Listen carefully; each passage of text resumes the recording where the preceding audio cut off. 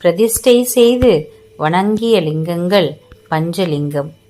ஆறுமுகப் பெருமான் அறுபடை வீடுகளில் இரண்டாம் படையாக திகழும் திருச்செந்தூர் சுப்பிரமணிய சுவாமி கோவிலில் முருகப்பெருமான் நின்ற திருக்கோலத்தில் கையில் தாமரை மலர் ஏந்தி சிவபூஜை செய்யும் திருக்கோலத்தில் காட்சி தருகிறார்.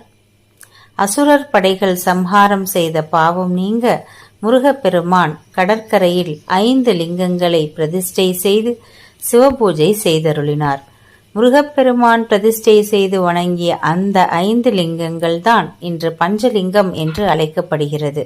இது மூலவர் கருவறைக்கு பின்னால் தனி அறையில் காட்சியளிக்கிறது. சன்னதியை அடைய கருவறைக்கு அருகில் உள்ள நுழைவாயிலின் வழியாக செல்ல வேண்டும். இந்த லிங்கங்கள் உள்ள இடத்தை பாம்பறை என்று அழைக்கின்றனர். இங்குள்ள மேடையில் 5 லிங்கங்கள்